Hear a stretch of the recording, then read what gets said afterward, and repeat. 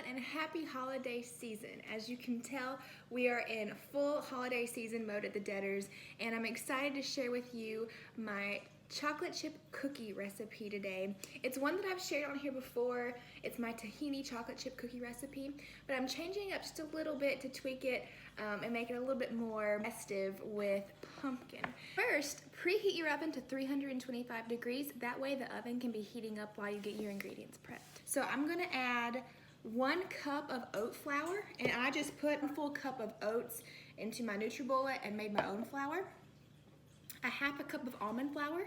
You could use walnut flour, coconut flour, any of those flours as well. So a half a cup of that. And here is 1 teaspoon of baking soda, 1 teaspoon of baking powder, 1 whole teaspoon of cinnamon, and 1/4 teaspoon of nutmeg. These are all of my dry ingredients. I'm just going to mix them all together so that all of the ingredients are combined. Once you have that all mixed together, you can set it aside, and we're gonna work with the wet ingredients. All right, to this bowl, we're gonna add all of our wet ingredients. So I'm going to add 1 egg. If you are vegan or you don't wanna use egg, you could sub a flax egg. 1/4 cup of maple syrup. You could use honey, coconut sugar, and 1/4 cup of tahini. Tahini is a sesame paste, and it acts as part of our oil in our cookie recipe. It's a heart-healthy fat, just giving it a boost of more nutritional value than a traditional cookie. Then the last thing I'm gonna add is a half a cup of pumpkin. In my original recipe, I use 1 smashed banana. I'm using, oh, there's the oven. I'm using pumpkin to make it a little bit more festive. Banana and pumpkin are both used in recipes to replace the oil. So we have 1/4 cup of tahini as oil, and we're gonna use a half a cup of pumpkin puree. Banana does give it some extra sweetness. This will just give it more pumpkin flavor, which I love. Y'all know that by now. I'm gonna mix this all together until it's nice incorporated. All right, as you see, that is well incorporated. It looks like a pumpkin pie filling. So now I'm going to add our dry ingredients into our wet ingredients. You can do it half at a time. You can do it all at once, whatever's easier for you. I am gonna do half at a time just so it gets well incorporated. Ooh. Cookie dough.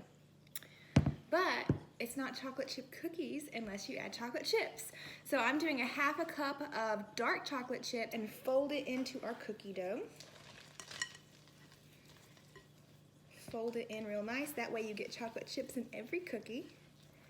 And that is the final product.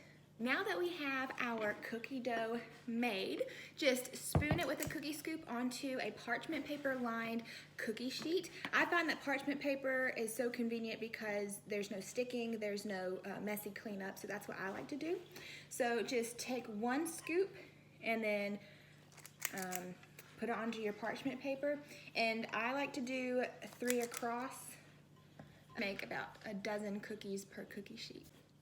Okay, I have all 12 cookies popped on my parchment paper. It's gonna go in a 325-degree oven for 10 minutes, and then I'm going to take it out and allow it to cool for about 5 minutes before transferring it over to a cooling rack.